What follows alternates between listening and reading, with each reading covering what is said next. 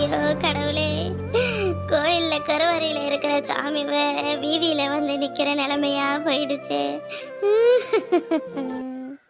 அடியே தாங்க, உனக்காடி இப்படி ஒரு நிலைமை? என்னடி இதெல்லாம்? ஏன் பல்லவி, உன்னைய கட்டி கொடுத்து உன்னைய நான் ஆரத்தி எடுத்து வீட்டுக்குள்ள அழைக்கணும்னு நினைச்சேன். இப்படி மஞ்சள் கயிறு கூட காயாம நடு ரோட்டில் வந்து நிற்கதியா நிற்கிறீங்களே ரெண்டு பேரும். ஐயோ, என் குடும்பத்துக்கு இப்படி ஒரு நிலைமை வரணுமா?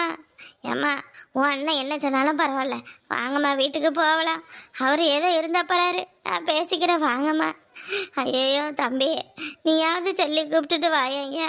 இப்படி பொட்ட பிள்ளைவ ரெண்டும் நடு ரோட்டில் நிற்கிதுவளே, என் குடும்பமான மரியாதை எல்லாம் போயிடுச்சே. ஐயோ, ஊரு சிரிக்க போகுதே, நான் என்னத்த சொல்ல? என் புருஷன் ஏன் இப்படி பேசினாருன்னு எனக்கு தெரியலையே. அமையிலே, நீ எதுக்கும் கவலைப்படாதம்மா. அண்ணங்கிட்ட நான் பேசிட்டேன். அண்ணன் அந்த பண்ணை விட்டு சாவியை கொடுத்துருக்காரு. கொண்டு போய் அவங்க ரெண்டு பேரையும் அங்கேயே தங்க வச்சுக்கோங்க. யார் வேணா போய் பாருங்க, வாங்க போங்க. ஆனால் நான் அந்த விஷயத்தில் எதுலேயும் தலையிட மாட்டேன் அப்படின்னு சொல்லி விட்டாரு. ஏதோ சும்மா கோவத்தில் தான் அப்படி சொல்லியிருப்பாரு. இன்னும் 2 நாள் போனால் அவரே தானே தேடி வருவாருடி தாங்க. வாடிதாங்க, நல்ல நேரத்துக்குமா அதுமா கொண்டு போய் பிள்ளைகளை வீட்டில் விட்டுட்டு எதுவும் அதுகளுக்கு செஞ்சு கொடுத்துட்டு வரும். அப்புறம் கல்யாணத்துக்கு வாங்கி வச்சிருக்க சீறு பொருளெல்லாம் கவி கொண்டு போய் அந்த வீட்டில் வைக்கிறோம்னு சொல்லியிருக்கான். எதுக்கும் கவலைப்பட வேணாம்படி, எல்லாத்தையும் அண்ணனே ரெடி பண்ணி கொடுத்துருவாரு. தங்கம், அப்புறம் என்ன, உங்க அண்ணன் தான் பண்ணை விட்டு சாவியை கொடுக்குறோம்னு சொல்லிவிட்டாருல. வா, பல்லவியும் ஜீவாவையும் அங்கேயே கொண்டு போய் விடலாம். எம்புடி நேரம் தான் இந்த பிள்ளை அப்படியே அலைஞ்சிக்கிட்டு கிடக்கும். பாவலையே, அதுங்களும் போய் ஏதாவது ஒரு இடத்துல இருக்கட்டும். அதோட வாழ்க்கையை முதல்ல நல்லபடியாக ஆரம்பிக்கட்டும். அதுக்கப்புறம் எதுவாக இருந்தாலும் அதுங்களுக்குள்ள அதுங்களே பார்த்துக்கிட்டா சரிதான். சின்ன பண்ண, நீ அப்படியே எல்லாரையும் கூப்பிட்டுட்டு வாமா. நான் முன்னாடி போய் வீட்டு திறந்து சுத்தம் பண்ணி வாசல்ல கோலத்தை போட்டு பிள்ளைகளுக்கு ஆரத்தி ரெடி பண்ணி வைக்கிறேன். முறையா கல்யாணம் பண்ணிக்கிட்டு வீட்டுள்ளார வரப்போறா. அவளுக்கு ஒரு ஆரத்தி எடுக்க கூட ஆள் இல்லாத போயிடுச்சு. நான் என்னத்த செய்ய? மைனி, ஒரு நிமிஷம். என்ன தங்க சொல்லு? யாரும் எங்க மேல இறக்கப்பட்டு எதுவும் எங்களுக்கு செஞ்சு கொடுக்கணும்னு அவசியம் கிடையாது. அண்ணனும் இல்ல தங்கச்சி இல்ல தானே வீட்டை விட்டு வெளியே அனுப்புறாரு. அப்புறம் என்ன உறவு கொண்டாடுறாரு? இப்படி நீ ஒரு பக்கம் அவர் ஒரு பக்கம்னு வீம்பு பிடிச்சிக்கிட்டே நின்னீங்கன்னா இந்த பிரச்சனையை சீக்கிரம் தீர்க்க முடியாது. ஏதோ அவரை வழியே வழிக்கு வரும்போதே எடுத்து வச்சுக்கணும் தங்க. இதெல்லாம் நல்லது கிடையாது. பேசாம வா. யாரும் எங்களுக்கு எதுவும் செய்ய வேணாம் மைனி. என் தங்கச்சிக்கு எது நல்லது, எது எப்ப செய்யணும்னு எனக்கு தெரியும். அவளுக்கு நான் செஞ்சுக்கிறேன், சரியா? நானா முடிவு பண்ணி இந்த கல்யாணத்தை பண்ணி வச்சதால தானே எல்லாரும் ஏமா இவ்வளவு கோவப்படுறீங்க? இருக்கட்டும், அப்படியே இருந்துக்கோங்க. எதுக்கு புதுசா உறவெல்லாம் வேணாம் மைனி. எங்களுக்கு ஆக வேண்டியதை நாங்க பாத்துக்கிறோம். நீங்க பெட்டக்கு பேசாம உங்க வேலையை பார்த்துக்கிட்டு இருங்க. அதான் அண்ணனும் இல்ல தங்கச்சி இல்லன்னு சொல்லிட்டாருல உங்க புருஷன். அப்புறம் என்ன, உங்களை தூது அனுப்புறாரா? என்னடி தங்க இப்படி எடுத்தறிஞ்சு பேசுற? இதெல்லாம் உன் அண்ணன் காலுக்கு போச்சுன்னா சுத்தமா ஆகாதவன அப்படியே ஆள கட்டிடுவாரு. உன் அண்ணன் கூட சேரணும்னு நினைப்பு இருக்கா இல்லையா? ஏன் இப்படி நடந்துக்கிற? நீ பண்றதெல்லாம் எதுவும் சரி கிடையாது தங்கம். அவ்வளவுதான் என்னால சொல்ல முடியும். ஏதோ என்னால முடிஞ்சதுதான் நான் பண்ண முடியும். உங்க ரெண்டு பேரையும் சேர்த்து வைக்க தான் பார்ப்பேன். என் குடும்பம் இப்படி உடஞ்சு கிடக்கிறது என் புருஷனுக்கு எவ்வளவு கஷ்டமா இருக்கும்னு எனக்கு தான் தெரியும். சும்மா பேசாம எதுவும் பண்ணிக்கிட்டு கிடக்காதாவா? நீ இவ்வளவு தூரம் பண்ணதே எல்லாருக்கும் எவ்வளவு பெரிய பிரச்சனையை உண்டாக்கிருக்கு.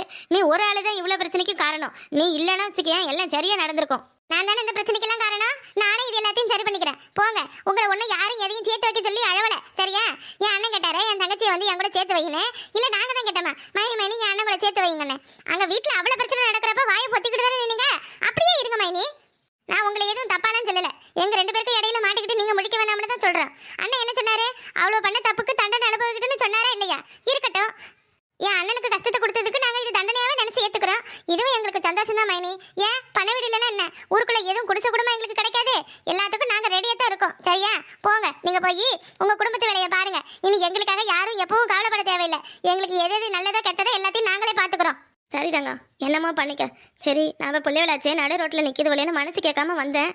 அது ஏன் தப்பு தான். என்ன சொல்றது, என் புத்தியத்தான் நான் இதுலையாவது அடிச்சுக்கணும். போகிறேன். போங்க போங்க, எதையாவது கொண்டு எங்கேயாவது அடிச்சுக்கோங்க. எங்ககிட்ட எல்லாம் வராதிங்க. இப்பதான் வந்துட்டாங்க புதுசா. என்னடி நீ பாட்டுக்கு உம்முன்னு இருக்க? ஏன் எதுவும் நீயும் பேச வேண்டியதானே? நான் மட்டும் தான் தங்கச்சியா? நீ தங்கச்சி இல்லையா? என்னைய மட்டும் பேச வச்சு வேடிக்கை பார்க்கறியா? இல்ல நான் சொன்னது எதுவும் தப்பா? அந்த சாவி வாங்கி தரேன், போறியா? தங்கம், எப்படி தங்கம்? நான் அப்படியெல்லாம் எதுவும் செய்ய மாட்டேன். நீ எனக்காக எவ்வளோ பண்ணியிருக்க. நீ இந்த இடத்துல உட்காரடின்னு சொன்னாலும் என் உசுறு போகிற வரைக்கும் நடு ரோட்டில் உட்காரதுக்கு நான் தயாராக இருக்கிறேன் தங்கம். நீ எதுக்கும் கவலைப்படாத, சரியா? நான் எப்பவும் உன் கூட தான் இருப்பேன். அடே தங்க, நீங்க அண்ணன் தங்கச்சிக்குள்ள சண்டை போட்டுக்கிட்டு இப்படி பிடிவாதமா போக மாட்டேன்னு சொல்றீங்க. இந்த தம்பி என்னடி பண்ணோம் பாவம்? இதே என்ன நம்ம மாதிரி குடிசையில வாழ்ந்த பிள்ளையா? நல்லா மெத்த வீட்டுல பணக்கார பிள்ளை, நல்லா வசதியா வாழ்ந்திருக்கோம். இந்த பிள்ளைக்கு அந்த பண்ண விடுனா கொஞ்சம் சௌரியமா இருக்கும். எடி எதுவும் பேசி உங்க பிடிவாதத்தை விட்டுவிட்டு இந்த பிள்ளைக்காவது இறங்கி போங்கடி. நீங்க இங்கே இருங்க, நான் போய் அந்த விட்டு சாவி வாங்கிட்டு வரேன். என்ன தம்பி, சரியா போலாமாங்க? சந்தியக்கா, நான் சொல்கிறேன்னு எதுவும் தப்பாக எடுத்துக்காதீங்க. நீங்களே என்னை கொண்டு போய் அங்கே தங்குன்னு சொன்னாலும் நான் வேணாம்னு தான் சொல்லுவேன். ஏன்னா யாரோட விருப்பமும் இல்லாமல் நாங்கள் 2 பேரும் கல்யாணம் பண்ணிக்கிட்டோம். இப்போது மாமியார் வீட்டில் போய் தங்கியிருந்தேன்னா நாளை பின்ன என்னைய தானே அசிங்கமாக பேசுவாங்க. கஷ்டமோ நஷ்டமோ என் பொண்டாட்டியை நான் பார்த்துக்கிறேன். நீங்களும் கிளம்புங்கக்கா.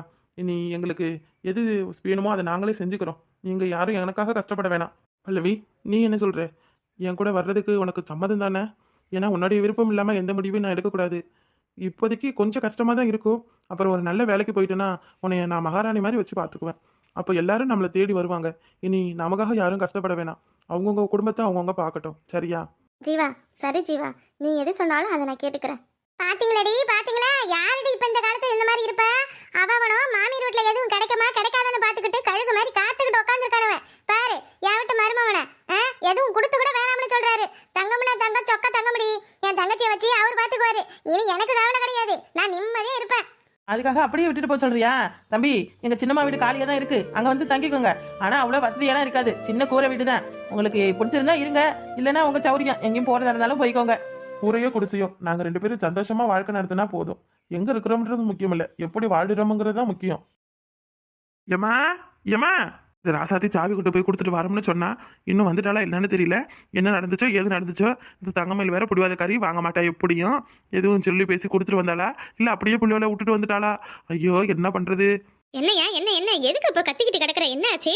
ஏமா, தங்கமயில் வந்தாலே இல்லையா? போனவள இன்னும் ஆளை காணும். என்னாச்சு ஏதாச்சு? எதுவும் சொல்லி விட்டாளா? இன்னும் வர காணுமா? அங்கே போய் வீட்டு சாவி எதுவும் கொடுத்தாலா இல்லையா? தங்கமேலு எங்கயா வர போற? அவதான் இங்க வர வேணாம்னு சொல்லி விட்டுட்டிய, அப்புறம் என்ன? ஐயோ, நான் ஒரு குறுக்கட்டவன். ஏமா, ராசாத்தி வந்தாலான்னு கேட்கறதுக்கு தான் தங்கமயில் வந்தாலான்னு கேட்டுவிட்டேன். ஆமா, ராசாத்தி சாவி கொண்டு போய் கொடுக்க போனால, வந்தால எதுவும் சொன்னால? புள்ளிவர் 2 அந்த வீட்டுக்கு போயிடுச்சோலா? ஏமா கேட்டுட்டு வாயாமா சொல்லி. ஏப்பா, மனசுக்குள்ள இம்புட்டு ஆசை வச்சிருக்கேன், தங்கத்து மேல உசிரியே வச்சிருக்கேன், அப்புறம் எதுக்கு இந்த வீணு கோவா சொல்லியா? ஐயே, இந்த மனுஷன் வேற வழியிலே நிற்கிறாரு. அவ வேற என்னன்னா புடிவாத பிடிச்சிக்கிட்டு சாமி வேணா ஒன்றும் வேணான்னு மூஞ்சில் அடித்த மாதிரி சொல்லிவிட்டா. நம்ம வந்து அதை இங்கே சொன்னால் எரியில நெருப்பில் எண்ணெய் ஊற்றுற மாதிரி ஆகிடும். ஐயோ, இதை நான் எப்படி சமாளிக்க போகிறேன்? ரெண்டுத்தையும் எப்படி சேர்த்து வைக்க போகிறேன்னு தெரியல. அண்ணனுக்கு ஏற்ற தங்கச்சிவா தான், தங்கச்சிவளுக்கு ஏற்ற அண்ணன் தான் ரெண்டும். சதி, வந்துட்டியா?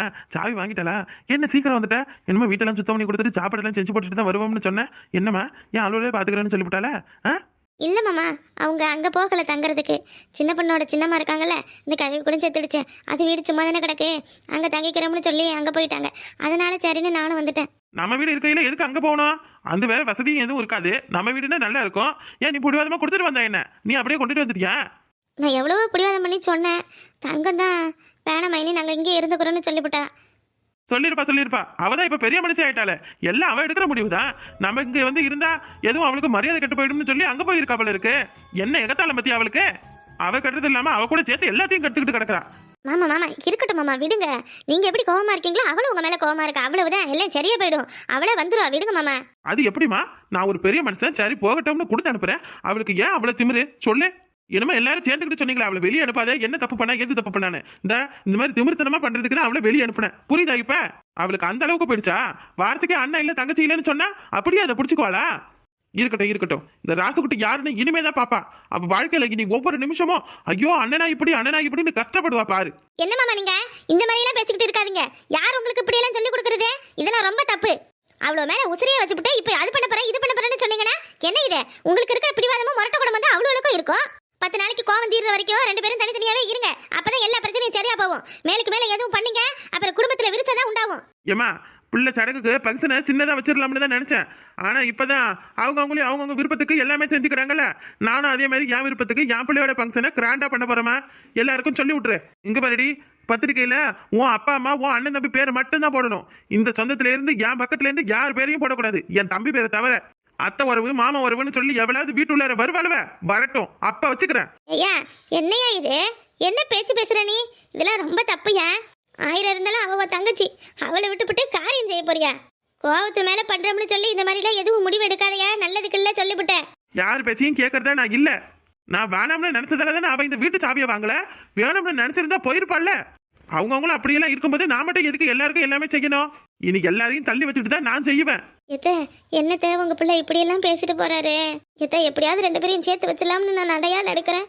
இவரு என்ன மொத்தமா உறவை முறிச்சுக்கலாம்னு பாக்குறாரு. பொட்டச்சோளா பிறந்து நாம தான் பாடுபடுறோம். ஐயோ, அவ ஒரு பக்கம் இவ ஒரு பக்கம், யாருக்கு பக்கம் நிக்கிறதுன்னு தெரியாம இவ்வளவு கஷ்டப்படுறோமே. எதுவும் அவங்ககிட்ட சொல்லி பேசுடி. இப்படியெல்லாம் செஞ்சுவிட்டா அவ்வளவுதான். அந்த தங்கமயிலும் மோசமானவன். அடுத்து அவ என்ன செய்வானே தெரியாது. யாரு கண்ணு பட்டுச்சுன்னு தெரியல. என் குடும்பத்துக்கு இப்படியெல்லாம் கஷ்டம் நடக்குது. தம்பி இதுதான் வீடு, கொஞ்சம் அப்படி இப்படி தான் இருக்கும், அட்ஜஸ்ட் பண்ணிக்கோங்க சரியா? நீங்களாம் எங்களுக்கு இவ்வளோ உதவி பண்ணுறதே பெருசு, இதில் எப்படி இருந்தா என்ன? பரவாயில்ல வாங்க. இருங்க இருங்க, அப்படியே உள்ள போயிடாதீங்க. வலது காலை எடுத்து வச்சு 2 பேரும் உள்ள போங்க. தங்கம், தங்கமேலே எதுக்கு இந்நேரத்துக்கு அழுதுகிட்டு கிடக்குற? 2 பேரும் சந்தோஷமா வாழ்க்கை ஆரம்பிக்க போறாங்க. சும்மா அழாம சந்தோஷமா வழி அனுப்பி விடு. அதுக்குள்ள சின்ன பொண்ணு, என் அண்ணன் எவ்வளவு கஷ்டப்பட்டிருக்காரு தெரியுமா எங்களுக்காக. ஆனா இப்ப அவர் எங்க கூட இல்லைன்னு நினைக்கிறப்ப என் மனசே கேட்கல சின்ன பொண்ணு. அப்படியே ஓடி போய் என்ன என்னைய ஏத்துக்கட, என்கிட்ட பேசாம இருக்காமனே அப்படின்னு சொல்லி கட்டி அழுவணும் போல இருக்கு. உங்கள் அண்ணன், உங்கள் அம்மா, உங்கள் அண்ணி, அவங்க எல்லாருக்கும் பதிலாக நீங்கள் ஒரு ஆள் இங்க கூட இருக்கீங்கல்ல, அது போதும். ரொம்ப சந்தோஷம், ரொம்ப ரொம்ப சந்தோஷம். இருந்தாலும் என் அண்ணனை மாதிரி யாரும் வரமாட்டாங்க சின்ன பொண்ணு. என் அண்ணன் என்கிட்ட பேசாமலே போயிடுவாரு, பயமா இருக்கு. அது எப்படி பேசாம போயிடுவாரு? இந்த பல்லவி இன்னும் 2 மாசத்துல பிள்ளைய பெத்த கொடுத்துட்டா போதும், உடனே தேடி வரமாட்டாரா என்ன? எல்லாம் சீக்கிரம் சரியா போயிடும். எல்லா பிரச்சனைக்கும் முடிவு உண்டு. கவலைப்படாத தங்கம், உன் நல்ல மனசுக்கு எல்லாம் நல்லதா தாண்டி நடக்கும். அண்ணன் தொடச்சுக்கிட்டே 2 பேர் வாழ்க்கை நல்லபடியா இருக்கணும்னு சாமியை கும்பிட்டுட்டு உள்ள போ. அக்கா, அதான் வீட்டுக்கு கொண்டு வந்து விட்டுட்டீங்கல்ல, இனி நாங்கள் பார்த்துக்குறோம், நீங்கள் கிளம்புங்கக்கா. ஆமா வசந்தியக்கா, சின்ன பிள்ளைவ அப்படி இப்படி இருக்கும். சரி நம்ம கிளம்பலாம். நம்ம போய் ராத்திரிக்கு சாப்பாடு செஞ்சு கொண்டு வரலாம். நான் வேணா இங்கே இருக்கனே. வசந்தி, சின்ன பொண்ணு, நீங்க 2 பேரும் போய் நல்ல வடை பாயசம் அப்பளம்னு சாப்பாடு செஞ்சு கொண்டு வரீங்களா? மெயினா கிளப்ப வேண்டியதே உன்னையதான். தாண்டி அவங்க தான் நாசுக்கா போங்கன்னு சொல்றாங்கல்ல, அப்புறம் என்ன இங்கே இருக்கனே முதல்ல கட்டுறேன். வா போலாம். ஜீவா, இப்படியோ எல்லா பிரச்சனையும் தாண்டி நம்ம 2 பேருக்கும் கல்யாணமும் நடந்து நமக்குன்னு அழகான ஒரு வீடும் கிடைச்சிருச்சு. ஜீவா, இந்த வீடு உனக்கு ஓகே தானே? வீட்டில் என்ன இருக்கு? உன் கூட இருக்கல்ல, எனக்கு அதுவே பெரிய சந்தோஷம்தான். ஆமாம், உனக்கு சமைக்கலாம் தெரியுமா? உனக்கு தான் ஒன்றுமே தெரியாது, உன்னை வச்சு என்னடி பண்ணுறது? அப்படியே போக போக கத்துக்க வேண்டியதான். அது வரைக்கும் நான் என்னத்தை செஞ்சு கொடுக்குறேனோ அதை சாப்பிட்டுட்டு எப்படியாவது அட்ஜஸ்ட் பண்ணிக்கோ. சீக்கிரம் ஒரு வேலையை தேடணும், அப்புறம் எல்லாரும் நம்மக்கிட்ட பேசணும். அதுக்கு பிறகுதான் மற்ற எல்லாம் சரியா? நான் என்ன சொல்கிறேன்னு உனக்கு புரியுதுல்ல? சரி ஜீவா, சரி. சாப்பாடு கொண்டு வரேன், சாப்பிட்றீங்களா? சாப்பாடா? அதெல்லாம் பிறகு இருக்கட்டும், இங்கே வந்து உட்காரு. என்னது இது? இன்னைக்கு தான் பொண்டாட்டி கண்ணுக்கு தெரிஞ்சிருக்கணும். அப்படியெல்லாம் எதுவும் இல்லடி. ஆமாம், அந்த வீட்டில் தண்ணி வசதிலாம் இருக்கா? எந்த வீட்ல? அதான் 2 பேரும் போய் தங்கியிருக்காங்கல்ல, அங்கதான். யாரு 2 பேரும் எங்க போய் தங்கியிருக்காங்க? எனக்கு நீங்க சொல்றது ஒண்ணும் புரியலையே. அப்படியே சும்மா நடிக்காதடி. பல்லவியும் ஜீவாவையும் தான் சொல்றேன். அதான் தங்கச்சி இல்ல யாரும் இல்லைன்னு சொல்லிட்டீங்கல்ல, காரையும் கூட அவங்கள வச்சு செய்ய மாட்டேன்னு பேசுனீங்க, அப்புறம் என்ன? என்னாடியே சொல்லடியே, ராத்திரிக்கு என்ன சாப்பாடு செஞ்சிருக்க? ஒரு கப்பலை போட்டு தரியா? கொண்டு போய் கொடுத்துட்டு அப்படியே ஒரு எட்டு பார்த்துட்டு வரேன் பிள்ளைவள. சரி, இவங்கள போய் பார்த்துட்டு வருவீங்க. அப்ப தங்கமையில அவகிட்ட பேச மாட்டீங்க. இவகிட்ட மட்டும் இவன் மேல இருந்த கோவம் குறைஞ்சிருச்சு. அவ பண்ணதுக்கு அவகிட்ட பேசவே மாட்டேனே. அப்படி என்ன பொல்லாப்பா பண்ணிட்டாவ? எல்லாம் நல்லதா தானே பண்ணிருக்கா. அவளை பத்தி என்கிட்ட பேசாதன்னு சொல்லிவிட்டேன். ஏண்டி, எதுவும் வேணுமுன்னா கேட்டு சேக்கி சரியா? அப்படியே நான் கோவமா இருக்குன்னு நீயும் எதுவும் கண்டுக்காம விட்டுறாத. இந்த பேனு டிவி எல்லாத்தையும் கொண்டு போய் அங்கே வச்சிடலாமா? பிள்ளைங்க 2 தனியா என்ன பண்ணும்? சரியான அலுமாமா நீங்க. எல்லாரும் முன்னாடியும் கோவமா இருக்கிற மாதிரி காமிச்சுக்கிறது. உள்ளுக்குள்ள அவ்வளவு பாசத்தை வச்சிருக்கீங்க. என்ன இருந்தாலும் ரத்த சொந்தம் விட்டு போகுமா? மாமா, என்னம்மா பல்லவி சொல்லு. அக்கா, அடுத்த வாரம் என்னைய வேலைக்கு வந்து சேர சொல்லியிருக்காங்க. என்ன பண்றது? இப்போ நம்ம வீடு இருக்கிற நிலைமைக்கு நீ வேலைக்கு போகணுமா? அவங்க 2 பேரும் இன்னைக்கு ஒரு நாள் வீட்டுக்கு வராததே எனக்கு ஒரு மாதிரி இருந்துச்சுமா.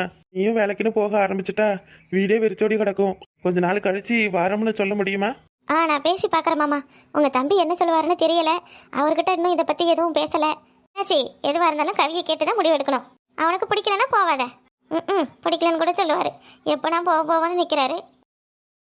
கேடுபட்ட சிறுக்கி புள்ளவெல்லாம் புருஷ வேணாம்னு சொல்லி மருந்து குடிக்க போறாளாம. மருந்து இந்த வீட்டு பக்கம் அடி எடுத்து பக்கெட்டும் விளக்கமத்தை கொண்டு துரத்துறேன். அடியே வெக்க கட்டவல, எதுக்கடி என் வீட்டுக்கு வந்த? வெளியே போடி. என்னக்கா என் வீடு உன் வீடுன்னு பிரிச்சு பேசுறீங்க? இது நம்ம வீடு இல்லையா? எதுடி நம்ம வீடு? சொல்லுவடி சொல்லுவேன். ஒழுங்கு மரியாதையை வெளியே போறியா இல்ல விளக்கமத்துல அடிச்சு துரத்தவா? உனக்குலாம் சூடு சொரணையே கொஞ்சம் கூட கிடையாதா? ஆத்தா அப்பா அண்ணன் தங்கச்சி தான் முக்கியம்னு போனோம்ல. ஏத்த நீங்களே என்னைய புரிஞ்சுக்காம பேசுறீங்க. எதுக்கடி நான் உனைய புரிஞ்சுக்கணும்? சொல்லுடி. தாலி கட்டினதுக்கு அப்புறம் ஒரு நாள் இங்க இருந்து குடும்பம் நடத்திருப்பியா? நம்ம பிள்ளை எப்படி இருக்கு, நம்ம புருஷன் எப்படி இருக்கா, அவனுக்கு எதுவும் ஆக்கி போடுவோம், நம்ம மாமியாரி பாவமேம்னு சொல்லிட்டு எதுவும் செஞ்சியா? ஆத்த வீட்டுல என்ன ஆக்குவாங்க, அங்க போய் கடந்த என்னத்தை சுருட்டிட்டு வரலாம்னு லாட்டிக்கிட்டு நிக்கிறதானே அவன் வேலையா இருந்துச்சு. இப்ப அங்க இருந்து துரத்தி விட்ட பிறகு மாமியார் வீட்டை தேடி வந்திருக்கியா? மானகட்டவள இப்படி ஒரு மானகட்ட பழப்பு பழக்கிறதுக்கு நீ அந்த மருந்து குடிச்சிட்டு செத்தே போயிருக்கலாம்டே. பேசாம வெளியே போயிட்டுன்னு சொல்லிவிட்டேன். நீங்களே என்னை கைவிட்டுட்டா எனக்குன்னு யாருதான் இருக்க? எங்கேயாவது போய் தூக்கல தொங்குடியே. நீ எல்லாம் என்னத்துக்கு உசுரோட இருக்க? நீ புருஷனை என் மாவனை தேடி வந்த மரியாதை கட்டுப்படும் பாத்துக்க. இவ்வளவு நாள் அங்க இருந்து அவ வீட்டு குடும்பத்தை கெடுத்தது பத்தாதுன்னு இங்க வந்துட்டா போல இருக்கு.